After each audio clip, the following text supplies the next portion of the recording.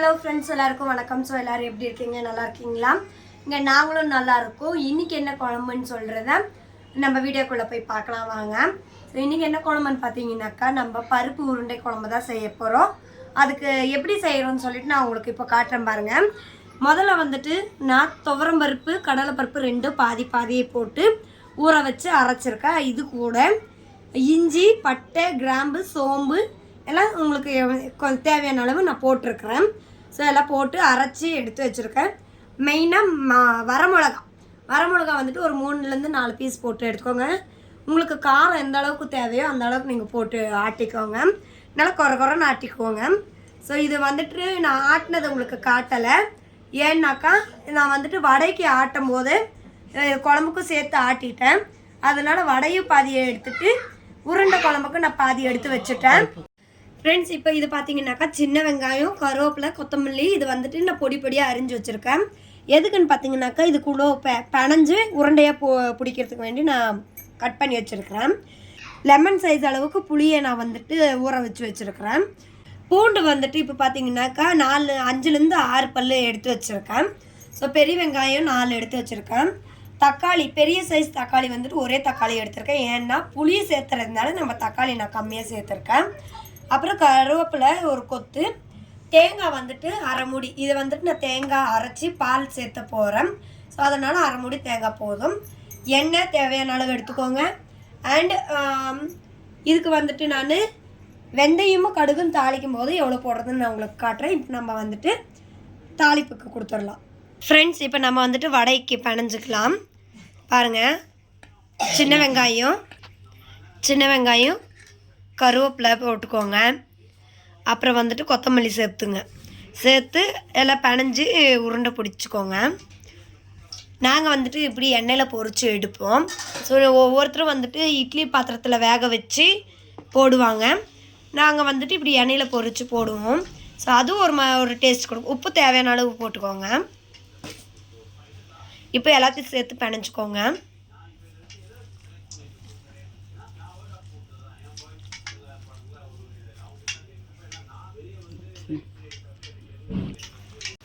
Friend, இப்போ பாருங்கள், உருண்டை பிடிச்சி நம்ம போட்டுக்கலாம்.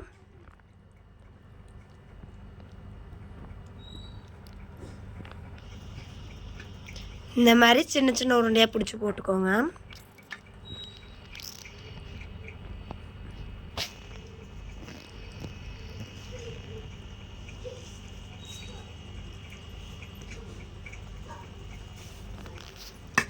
உருண்டை பிடிச்சிட்டு உங்களுக்கு நான் காட்டுறேன். ஃப்ரெண்ட்ஸ், இப்போ உருண்டை பிடிச்சதெல்லாம் நம்ம இப்போ எண்ணெயில் போட்டு வறுத்துக்கலாம்.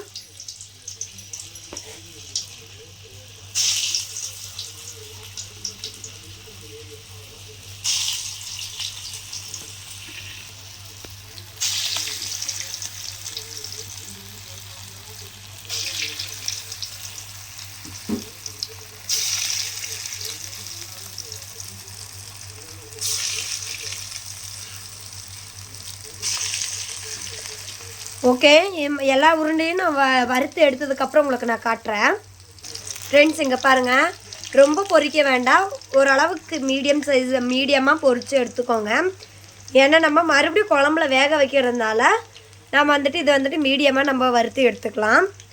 ஓகே, ஸோ எல்லா உருண்டையும் இதே மாதிரி நீங்கள் பொரித்து எடுத்துக்கோங்க.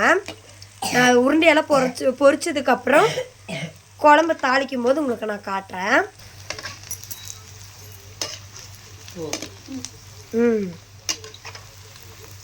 ஓகே, போதும். ஸோ பாருங்கள், இப்போ நம்ம இதை அப்படியே எடுத்து வடிச்சிக்கலாம். இந்த மாதிரி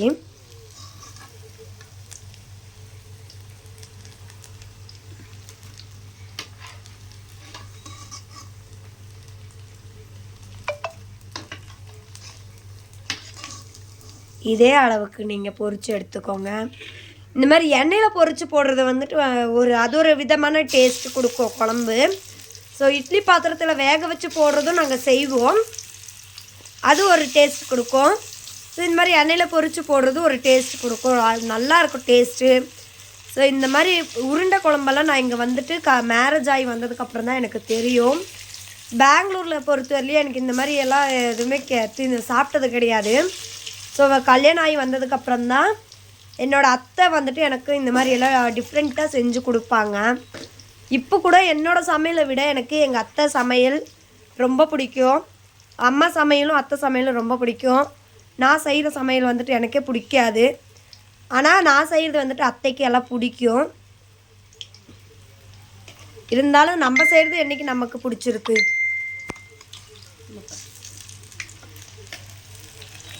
பாருங்கள்,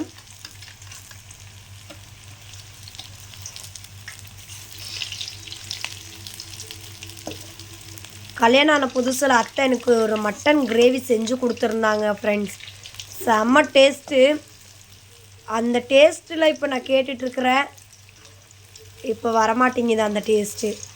அத்தை சமையல் கட்டுக்குள்ளேயே வர்றது இல்லையாச்சா, சமையல் மறந்துட்டாங்க என்னென்ன செய்கிறதுன்னு. நான் சமையல் கட்டுக்குள்ளே விட மாட்டேன். எல்லா சமையலும் நானே பழகிட்டதுனால அத்தையே நான் எந்த சமையலுக்கும் விட மாட்டேன். இந்த உருண்டை குழம்பும் இது ஒன்று தான் எனக்கு தெரியாது. அதனால அத்தை இன்றைக்கி சமைக்கிறாங்க. பாருங்கள், செம்ம டேஸ்ட்டாக இருக்கும். இங்கே பாருங்கள், இதுவும் அப்படியே இதை பாருங்கள், இதுவும் வடையாட்டம் ஆயிடுச்சுங்களா. ஸோ நம்ம அப்படியே இதை தட்டி போட்டால் வடை, உருண்டை பண்ணி போட்டால் உருண்டை. இதே டைப்பில் வந்துட்டு நீங்கள் மட்டன் கைமா குழம்பு அப்புறம் சிக்கன் கைமா குழம்பு செய்யலாம். பட் புளி சேர்க்கக்கூடாது. புளி சேர்க்காமல் கைமா குழம்பு செய்யலாம். மட்டன் பால்ஸ், சிக்கன் பால்ஸ் இந்த மாதிரி செய்யலாம். வெஜ்ஜு பிடிக்கிறவங்க வெஜ்ஜில் செய்யுங்க, நான்வெஜ் பிடிக்கிறவங்க நான்வெஜ்ஜில் செய்யலாம். ஸோ அவங்களோட இஷ்டம்தான், எதில் வேணாலும் செய்யலாம். ஓகே, எல்லாம் இப்போ பொரிச்சாச்சு. நான் வந்துட்டு உங்களுக்கு குழம்பு தாளிக்கும் போது காட்டுறேன் பாருங்கள் ஃப்ரெண்ட்ஸ். இப்போ அதே எண்ணெயில் கடுகு கொஞ்சம் போட்டுக்கோங்க, வெந்தயம், சோம்பு எல்லாம் தேவையான அளவு சேர்த்துக்கோங்க. நான் அதே எண்ணெய் யூஸ் பண்ணியிருக்கேன், எண்ணெயை நம்ம மாற்றலை. கருவேப்பிலை, பெரிய வெங்காயம் சேர்த்துக்கோங்க. நான் அளவெல்லாம் முதல்ல சொன்னதுனால மறுபடியும் சொல்லலை, இருந்தாலும் நான் சொல்கிறேன். 4 வெங்காயம் எடுத்துருக்கேன், பெரிய வெங்காயம். ரொம்ப பெருசாக இருந்தாக்கா 2 எடுத்துக்கோங்க. நான் மீடியம் சைஸில் 4 வெங்காயம் தான் இருந்தது, 4 வெங்காயம் சேர்த்துக்கிட்டேன். பூண்டு வந்துட்டு 5லேருந்து 6 பல் சேர்த்துக்கோங்க. தக்காளி 1 தக்காளி. ஸோ ஓகே, இது நல்லா வதங்கட்டும்.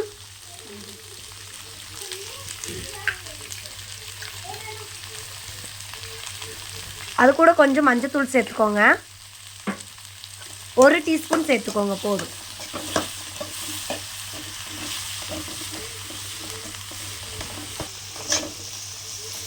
நல்லா வதங்கட்டும்.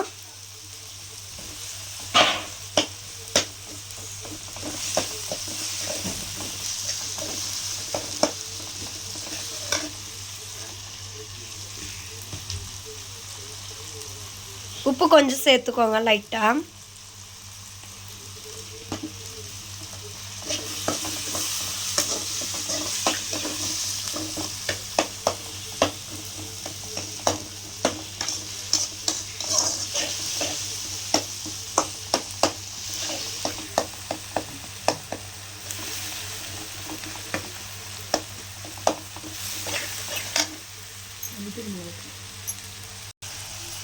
இப்போ வந்துட்டு மிளகாத்தூள் வந்துட்டு தேவையான அளவு சேர்த்துக்கோங்க. உங்களுக்கு காரம் எந்த அளவுக்கு வேணுமோ அந்த அளவுக்கு சேர்த்துக்கோங்க. நான் வந்துட்டு அளவு சொல்ல கிடையாது. மல்லித்தூள், இப்போ நம்ம வந்துட்டு மல்லித்தூள் போட்டதுக்கப்புறம் புளியை கரைச்சி ஊற்றிக்கலாம். நான் வந்துட்டு கருப்பு புளி, பழைய புளி தான் வாங்கியிருக்கேன். ஸோ அதுதான் குழம்புக்கு வந்துட்டு டேஸ்ட் கொடுக்கும். நான் பூண்டு குழம்பு வைக்கும் போது சொல்லியிருப்பேன், கருப்பு புளி தான் வந்துட்டு நமக்கு வந்துட்டு டேஸ்ட் கொடுக்கும். அது வெள்ளைப்புளி வந்துட்டு இனிக்கும். ஸோ இனிக்க ஆரம்பிச்சிருச்சுனாக்கா அந்த குழம்பு வந்துட்டு டேஸ்ட் கொடுக்காது.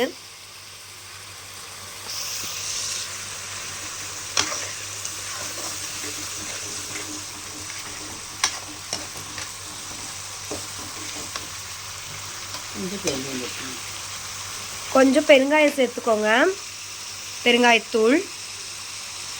டேஸ்ட் கொடுக்கும், கேஸ் இருக்காது. ஏன்னா கடலைப்பருப்பு வந்துட்டு கேஸு. ஸோ இந்த ஸ்டேஜில் நம்ம வந்துட்டு இது நல்லா கொதிக்கட்டும், பச்சை வாசம் போடுற வரலையும் கொதிக்கட்டும். அதுக்குள்ளே நம்ம வந்துட்டு தேங்காய் அரைச்சி தேங்காய் பால் புழிஞ்சு எடுத்துக்கலாம். வந்துட்டு அந்த புளி வந்துட்டு ஊற்றுனது அது நல்லா பச்சை வாசம் போயிடுச்சு. இப்போ அந்த ஸ்டேஜில் வந்துட்டு நமக்கு ஒரு டம்ளர் தண்ணி ஊற்றிக்கலாம். குழம்பு வந்துட்டு கொஞ்சம் தண்ணியாட்டு இருக்கட்டும், ரொம்ப தண்ணியாக வேண்டாம், ஓரளவுக்கு தண்ணியாக இந்த அளவுக்கு போதும். ஏன்னா இது கூட இன்னும் நம்ம தேங்காய் பால் புழிஞ்சு ஊற்றுவோம். ஸோ நல்லா கரெக்டாக வந்துடும். இப்போ நம்ம தேங்காய் பால் புழியும் போது உங்களுக்கு காட்டுறேன் பாருங்கள் ஃப்ரெண்ட்ஸ். இப்போ தேங்காய் பால் நம்ம புழிஞ்சிட்ருக்கோம். தேங்காய் பால் புழிஞ்சு ஊற்றுனாக்கா டேஸ்ட்டாக இருக்கும் ஃப்ரெண்ட்ஸ். இங்கே பாருங்கள், இப்போ நம்ம புளி ஊற்றுனதுக்கப்புறம் தண்ணி கொதிக்க வச்ச தண்ணியை ஊற்றணும். தண்ணியும் கொதிச்சிருச்சு. இப்போ நம்ம புழிஞ்சு வச்ச தேங்காய் பாலை நம்ம ஊற்றிக்கலாம். பாருங்கள், பிளாக் கலராக இருந்தது ரெட் கலராக மாறிடுச்சு பாருங்கள். ஓகே, இது நல்லா விட்டோம். கொதிச்சதுக்கப்புறம் நம்ம அந்த உருண்டைகளை சேர்த்துக்கலாம் ஃப்ரெண்ட்ஸ். இப்போ பாருங்கள், குழம்பு கொதிக்குது இல்லைங்களா? இந்த கொதிக்கும் போது நம்ம பொரிச்சு வச்ச இந்த உருண்டைகளை சேர்த்துக்கலாம். ஒன்று ஒன்றா சேர்த்துங்க, மொத்தமாக போட்டுறாதீங்க. மெதுவாக ஒன்று ஒன்றா நம்ம மீன் எப்படி போடுறோமோ அந்த மாதிரி போட்டுக்கணும்.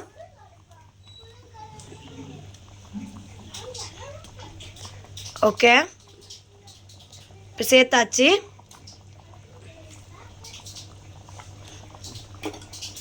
நல்லா கொதிக்கட்டும் ஃப்ரெண்ட்ஸ். இப்போ பாருங்கள், நல்லா கொதிக்குது. ஸோ இந்த ஸ்டேஜில் வந்துட்டு உப்பு செக் பண்ணிவிட்டு நீங்கள், நான் வந்துட்டு இந்த பருப்பு அரைச்ச மிக்சியை வந்துட்டு கழுவி எடுக்கிறேன். ஸோ அந்த தண்ணி நான் சேர்க்க போகிறேன். ஏன்னா குழம்பு வந்துட்டு அப்போ தான் கொஞ்சம் திக்னஸ் கிடைக்கும் நமக்கு. இப்போ சேர்த்துக்கலாம் அந்த தண்ணியை நம்ம.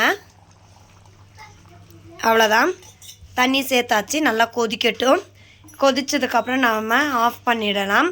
ஸோ பாருங்கள், நான் பக்கத்தில் குக்கரில் சாதம் வச்சுருக்கேன்.